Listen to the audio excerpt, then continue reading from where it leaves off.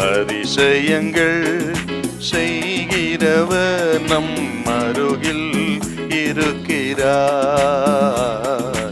அற்புதங்கள் செய்கிறவர் என்றும் நமக்குள் வசிக்கிறார்.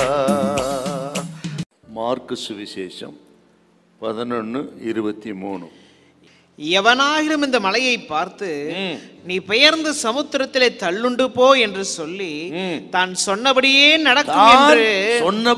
நடக்கும் என்று தன் இருதயத்தில் சந்தேகப்படாமல் விசுவாசித்தால், எவனாக இந்த மலையை பார்த்து பெயர்ந்து நடு சமுத்திர தள்ளுண்டு போ என்று சொல்லி தன் இருதயத்திலே விசுவாசித்தால், அவன் சொன்னபடியே என்றால் இருதயத்தில் விசுவாசித்த அந்த விசுவாசத்தை பயிற்சிக்கு கொண்டு வரணுங்க.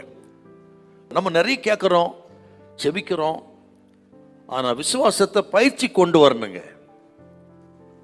அப்போதான் அந்த மலை போகும் நமக்கு. ஏன் அற்புதம் நடக்கலை, ஏன் நடக்கலைன்னா பல காரணம் இருக்குது. அதில் ஒன்று என்னன்னு கேட்டிங்கன்னா, ஆபிரகாம் வாழ்க்கையில் 100 வயசில் அடைத்தது 75வது வயசு, 100வது வயசு தான் குழந்தை பாக்கி கொடுத்தாரு.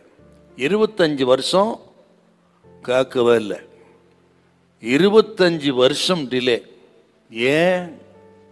அதுக்கு ரோமர் 4ஆம் அதிகாரம் நல்ல பதில் சொல்லும்.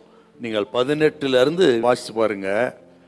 இந்த ஆபிரகாம் சாராளின் சரீரம் செத்து போகிறவர்களும் கர்த்தர் காத்திருந்தார்.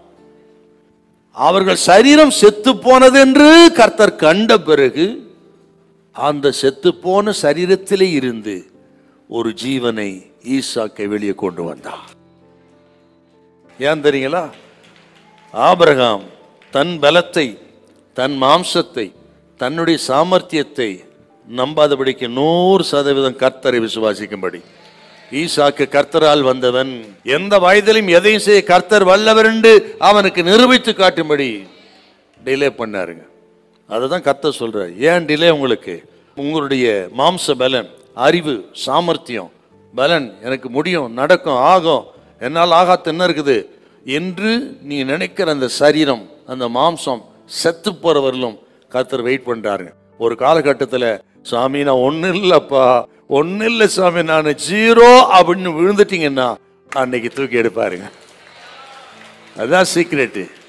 அவர் பாதத்தில் அப்படி 0வா வரணும். நான் ஒன்றும் இல்லை சாமி அப்படி சொல்லி, ஒன்றும் இல்லைன்னு சொல்லி படிப்பு, சாமர்த்தியம், சம்பத்தியம், அனுபவம் எல்லாத்தையும் மூட்டை கட்டி ஓரமாக வச்சிருங்க. வச்சுட்டு சாஷ்டாங்கமாக அவர் சமூகத்தில் அப்படி விழுந்து நான் ஒன்றும் இல்லைன்னு சொல்லுங்க. கர்த்தர் இன்றைக்கு தான் உங்களை சந்திக்கிற ஒரு நாளா இருக்கும். ஹல்லேலூயா, ஹல்லேலூயா.